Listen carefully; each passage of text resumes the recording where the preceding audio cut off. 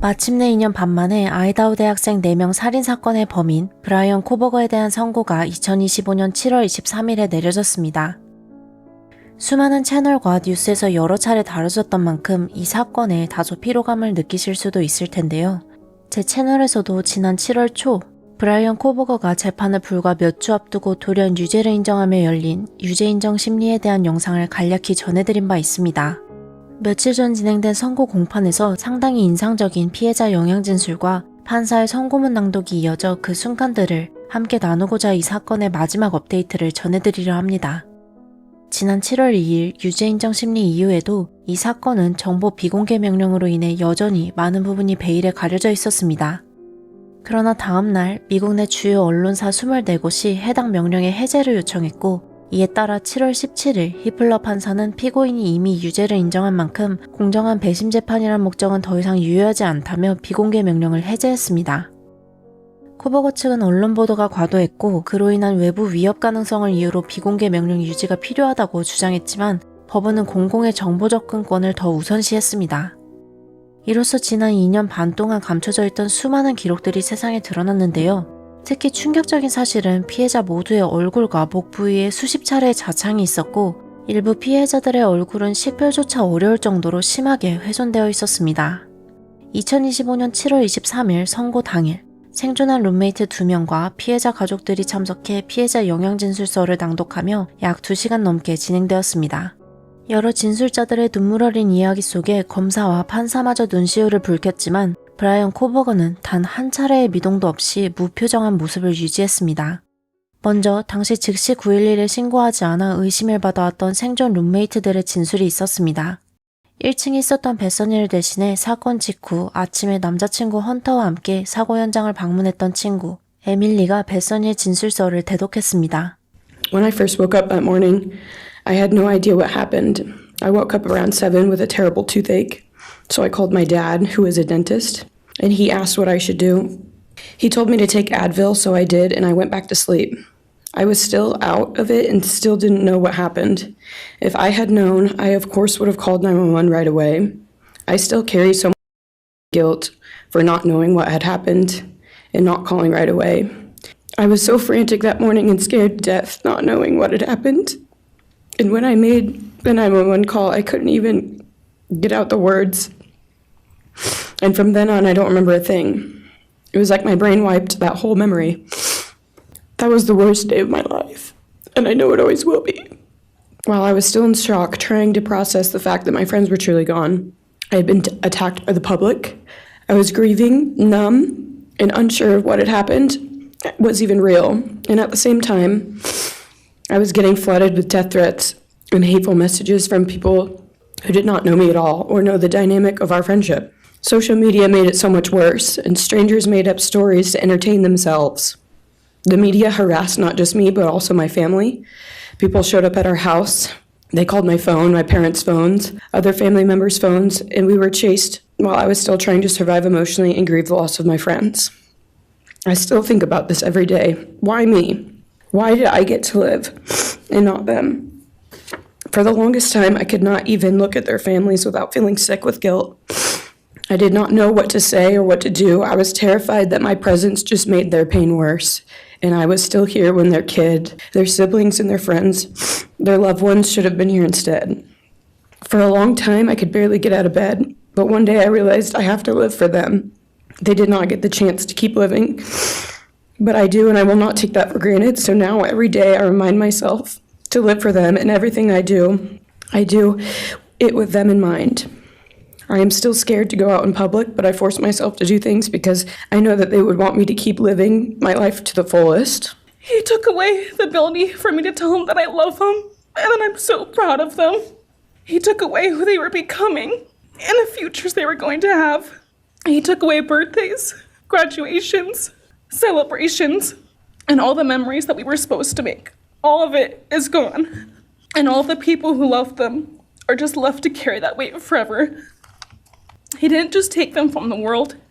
He took them from me, my friends, my people who felt like my home, the people I looked up to and adored more than anyone.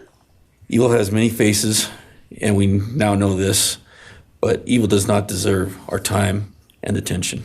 We are done being victims. We are taking back our lives.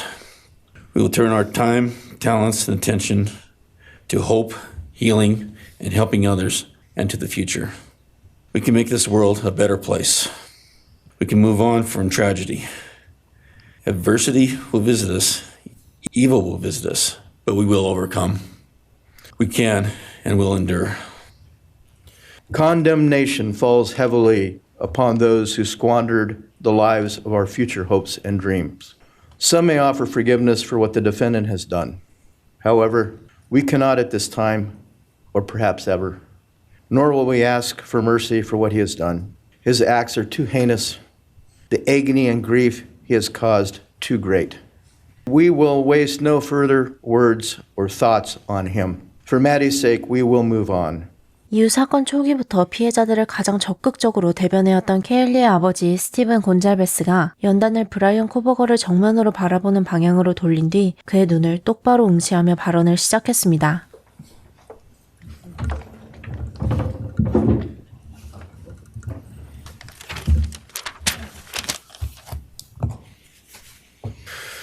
Today, we are here to finish what you started.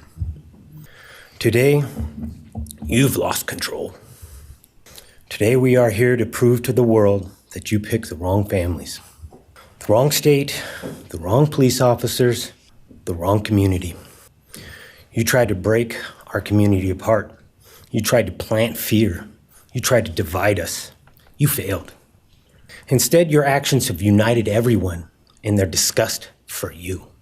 Investigators, to their shock, they worked in an investigation and actually worked with Pennsylvania police officers and the federal FBI. You united everyone. Everyone was united after you. None of us are divided. We are united in our disgust and our love for these children. Today you have no name. Because when this all started, we all came together and we said, let's stop even talking about his name and just use initials. So even the media just calls you BK. That's all you are. And you know what? Within hours, we had your white car on camera. We knew from the very beginning we had you. Police officers tell us within minutes they had your DNA, like a calling card. You were that careless, that foolish, that stupid. Master degree, you're a joke, complete joke. The world's watching because of the kids, not because of you. Nobody cares about you. You're not worth the time, the effort to be remembered. In time, you will be nothing but two initials, forgotten to the wind. No visitors, nothing more than initials on an otherwise unmarked tombstone.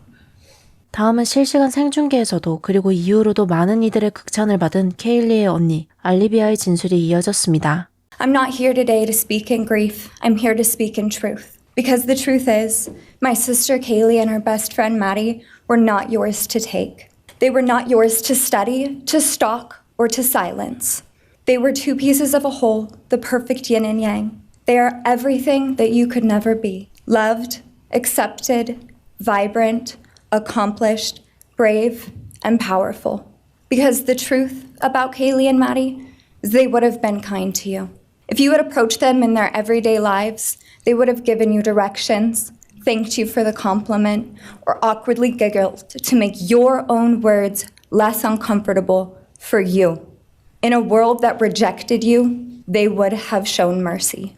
Kaylee and Maddie have always known my love, and they would never ask me to prove it by further victimizing myself to a defendant who has shown no guilt, no remorse, no apprehension. They would say to me, why would you give the satisfaction of showing vulnerability now? You promised you would never back down. I won't stand here and give you what you want. I won't offer you tears. I won't offer you trembling. Disappointments like you thrive on pain, on fear, and on the illusion of power. And I won't feed your beast. Instead, I will call you what you are. Sociopath, psychopath, murderer.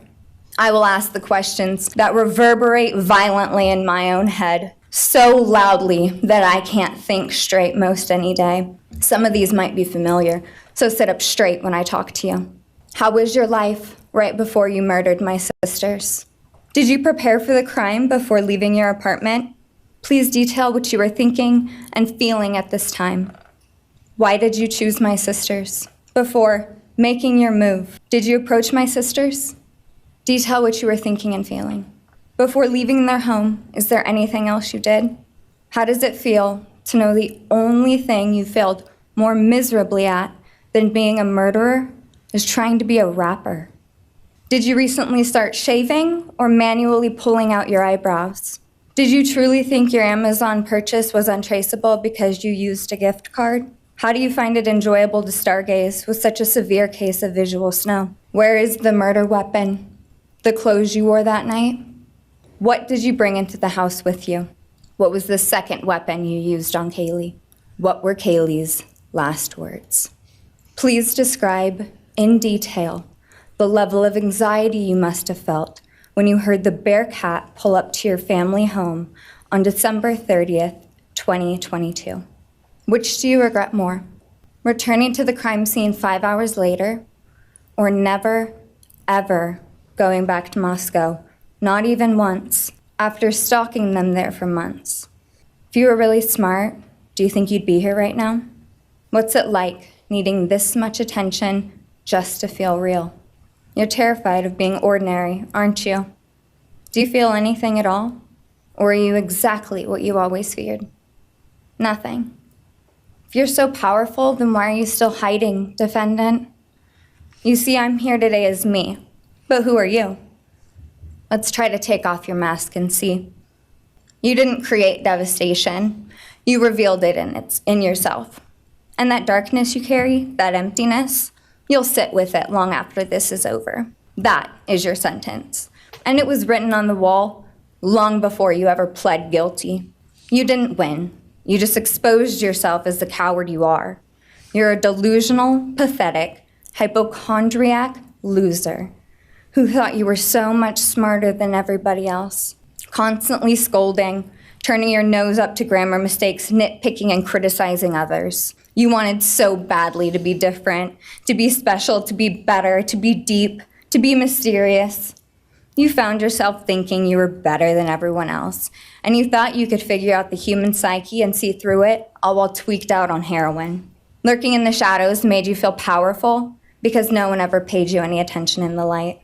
You thought you were exceptional, all because of a grade on a paper. You thought you were elite because your online IQ test from 2010 told you so. All of that effort just to seem important. It's desperate. There is a name for your condition, though. Your inflated ego just didn't allow you to see it. Wannabe. You act like no one could ever understand your mind, but the truth is you're basic. You're a textbook case of insecurity disguised as control. Your patterns are predictable. Your motives are shallow. You are not profound. You're pathetic. You aren't special or deep, not mysterious or exceptional. Don't ever get it twisted again. No one is scared of you today. No one is intimidated by you. No one is impressed by you. No one thinks that you are important. You orchestrated this like you thought you were God. Now look at you, begging a courtroom for scraps. You spent months preparing, and still all it took was my sister in a sheath. You work so hard to seem dangerous, but real control doesn't have to prove itself. The truth is, the scariest part about you is how painfully average you turned out to be. The truth is, you're as dumb as they come. Stupid, clumsy, slow, sloppy, weak, dirty. Let me be very clear. Don't ever try to convince yourself you mattered just because someone finally said your name out loud. I see through you. You want the truth? Here's the one you'll hate the most. If you hadn't attacked them in their sleep, in the middle of the night, like a pedophile, Kaylee would have kicked your fucking ass. Thank you. Thank you.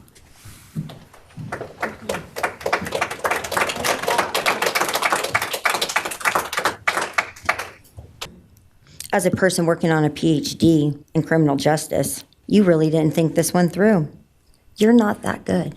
In fact, you're not that good at anything. You couldn't secure a job. You couldn't get along with others. You couldn't even get a female to look in your direction, all because you are pathetic. Now you're a joke in this courtroom. I wish I could crown you with a jester hat to complete your orange jumpsuit clown look. A dead killer doesn't kill again. So while I'm disappointed the firing squad won't get to take their shots at you, I'm confident that the men in prison will have their way with you in more ways than one. You will finally get what you wanted, physical touch, just probably not how you were expecting it. See, you haven't beat the system. You've simply entered a new one, where the rules are cruel and the consequences will never end. You are entering a place where no one will care who you are and no one will ever respect you. You will be forgotten, discarded, used, and erased. You will always be remembered as a loser, an absolute failure. And when those prison doors slam shut behind you, I hope that sound echoes in your heart for the rest of your meaningless days. I hope it reminds you of what we all already know. You're nothing. May you continue to live your life in misery. You are officially the property of the state of Idaho, where your fellow inmates are anxiously awaiting your arrival. But it's okay, because they're there to help you. Hell will be waiting. Quick message from our youngest daughter. You may have received A's in high school and college, but you're going to be getting big D's in prison. I had stuff wrote up. It was probably best I didn't read it out. Probably get kicked out of here. So, you know, I'll share one thing to you guys, not to you, with Xana.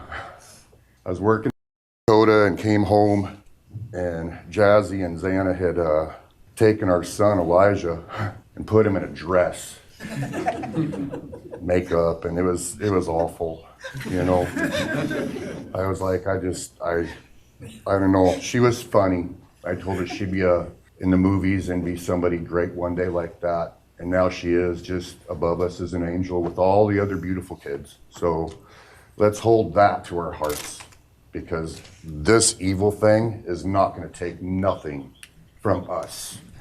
You, man, I don't know what my limits are here, but I'm really struggling, dude. I am struggling. So I want to just be out in the woods with you just so I can teach you about loss and pain. I love God. I wouldn't take your life. That's up to him. But I guarantee you, you are weak.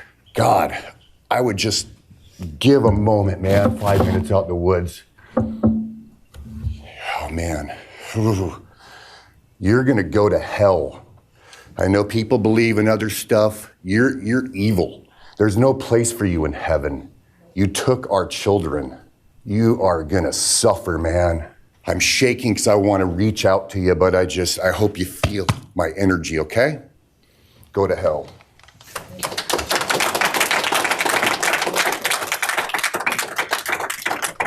그간 일부에서는 검찰이 재판을 조기에 종결하려는 것이 아니냐며 유가족의 감정을 충분히 고려하지 않았다는 비판의 목소리도 있었지만 지난 유죄 인정 심리와 이번 선고 당시 눈물을 쏟아내며 진심 어린 양형 의견을 밝힌 주 검사의 모습은 그 누구보다도 진지했습니다. As Your Honor will recall, on June 18th, it's just really not that long ago, we appeared before this court for arguments on what became the defendant's final motions to this court. Motion where they wanted to offer evidence suggesting that other people were responsible for the defendant's actions, and the motion seeking essentially an indefinite continuance of the trial. It was readily apparent to all of us in the courtroom from Your Honor's comments that those motions were not going to be granted. So we returned to Moscow and continued with what we had been working on for months in preparation for trial. We had no qualms about going to trial if trial was what was necessary and appropriate. The following week, after we were in court, we were approached by the defense with an inquiry about a possible plea. And I can tell the court this is the first suggestion ever that there was any consideration, because indeed the defense had maintained from the beginning that Mr. Kohberger, the defendant, was factually innocent. It's clear that the reality, evidence, and the case that had been investigated and prepared and that we were ready to present in court became a reality. Well, to start with, Were there to be any sort of plea offer or discussion, there's only one possibility, and that would be for the defendant to plead guilty straight up to all charges. There would be no bargaining about counts. There would be no bargaining about reduced sentences.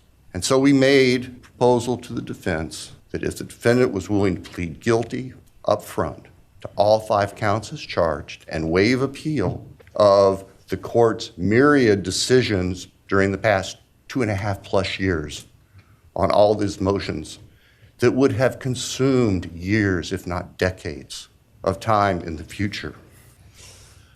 And hopefully now, as we have heard earlier this morning, it is time to afford the families and the friends and the community and the state of Idaho and the nation and the world to move forward. And you can see all 6 of these dynamic, vibrant, loving, special, innocent faces taken together just across the street from their residence. And barely 12 hours before 4 of them would be brutally murdered in their sleep. They've been described consistently as being bright, caring, vivacious, with futures we can only imagine now. After Your Honor imposes judgment and sentences the defendant to spend the rest of his life in prison. In other words, sentence the defendant to die in prison. He's going to stand up in the belly chains and leg irons that he's wearing today, and he's going to be escorted into the custody of the Idaho Department of Correction. And the door will close behind him forever. That is the closure that we seek, that all of these people, these loving friends and family deserve, so that we can move forward. 한편 유죄 인정 합의에 대해 만족감을 드러냈던 피해자 이던 체이핀의 가족들은 이번 선고에는 참석하지 않았고 코보거 측은 최종 진술을 하지 않았습니다. All right, Mr. Kohlberger, you have an opportunity to make a statement if you wish to. I take it you are declining. I respectfully decline. 그리고 마침내 이 사건의 막을 내릴 히플러 판사의 선고문 낭독이 이어졌습니다. During the quiet morning hours of November 13, 2022, a faceless coward breached the tranquility of 6 beautiful young people and senselessly slaughtered them. 4 of them. Who committed this unspeakable evil was unknown for several weeks, but due to the killer's incompetence and outstanding police work by numerous local, state, and federal law enforcement agencies, the person that slithered through that sliding glass door at 1122 King Road now stands before the world and this court unmasked. This unfathomable and senseless act of evil has caused immeasurable pain and loss. No parent should ever have to bury their child. This is the greatest tragedy that can be inflicted upon a person. Parents who took their children to college in a truck filled with moving boxes had to bring them home in hearses lined with coffins. The loss this killer inflicted was not just the death of these people's children, siblings, grandchildren, as we've heard today. It has ripped a hole in their soul, destroying a special part of their very essence. Any person who is a parent defines themselves foremost as such. It is their existence and purpose of being, and it has been stolen from these parents. None of us have experienced the loss these victims have in the unspeakable way that they have, and therefore none of us can, nor should we, question the way in which they have handled their loss. Whether that be in private mourning, removed as far as possible from this media circus, or in front of a camera demanding retribution with the loudest megaphone. I've listened intently to the stories and pain that have been shared today with great awe at the courage and resilience of the surviving family members of those wonderful children. I've listened also to the surviving roommates, both in person and through their friends. And I can't think of how, frankly, courageous they have been despite the hell that they have faced by uncaring people who have come up with all kinds of crazy theories about two kids simply being kids. The parents, siblings, and other family members who have spoken today are designated as victims in our legal system. But going forward, I hope that they can shed that label, as it gives too much power to the evil that condemned them to that role. They are and should be known as survivors, fighters, and foremost as witnesses to the tremendous lives of value and unbounded promise of these four young people. But those speaking today and those who did not speak, but who carry this same burden, this same loss, now carry forward the memories of these now perpetually young people, these forever children. These survivors carry the responsibility of ensuring that the voices of these children, Maddie, Kaylee, Xana, and Ethan, are never forgotten, and the positive impacts that they have had on so many lives are never minimized, and that the love they shared, the light that they shined onto others, is forever celebrated. As we sit here today, this case is ending, and we are now certain who committed these unspeakable acts of evil, but we don't know, and what we may never know is why.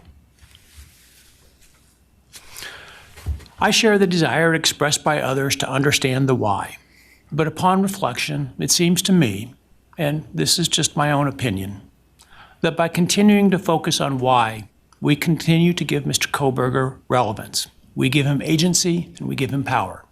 The need to know what is inherently not understandable makes us dependent upon the defendant to provide us with a reason, and that gives him the spotlight, the attention, and the power he appears to crave.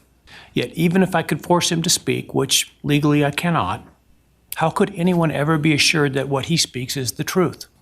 Do we really believe, after all of this, he's capable of speaking the truth or of giving up something of himself to help the very people whose lives he destroyed?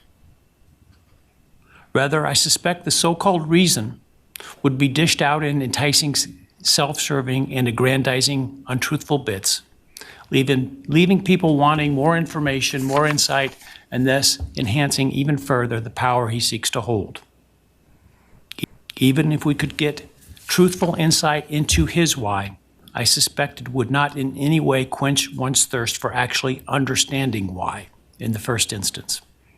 Because there is no reason for these crimes that could approach anything resembling rationality. No conceivable reason could make any sense. And in the end, the more we struggle to seek explanation for the unexplainable, the more we try to extract a reason, the more power and control we give to him. In my view, the time has now come to end Mr. Kohberger's 15 minutes of fame. It's time that he be consigned to the ignominy and isolation of perpetual incarceration. I know there has been concern about him collaborating on books or movies or other media projects, and I truly hope that someone does not stoop to affording him this spotlight that he desires in the name of clicks, royalties, or profits. While criminal behavioralists should study him away from the spotlight in an attempt to prevent other would-be killers from acting on their worst impulses, the great Idaho jurist Edward Lodge was known for trying to find something positive about every person he ever sentenced. And with over a half a century as a trial judge, that was a lot of people. This was often challenging, and I recall in one case he said that the best he could come up with was the defendant had good penmanship. Truth be told, I'm unable to come up with anything redeeming about Mr. Kohberger because his grotesque acts of evil have buried and hidden anything that might have been good or intrinsically human about him.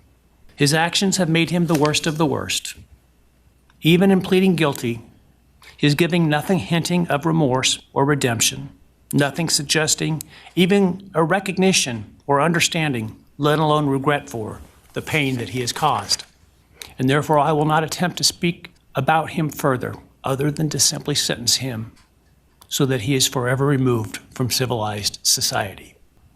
And accordingly, based upon his conduct and based upon the record before this court, recognizing the standards that govern this court's sentencing decisions as set forth in State v. Toohill, I hereby sentence Mr. Kohberger as follows. On count 1, burglary, 10 years fixed, 0 years indeterminate. I also impose a fine of $50,000.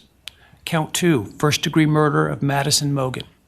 I sentence the defendant to a fixed term of life imprisonment without the possibility of parole, a fine of $50,000, and a civil penalty of $5,000 payable to the family of the victim. On count 3, for first-degree murder of Kaylee Gonsalves, I sentence the defendant to a fixed term of life imprisonment without the possibility of parole, a fine of $50,000, and a civil penalty of $5,000 payable to the family of the victim.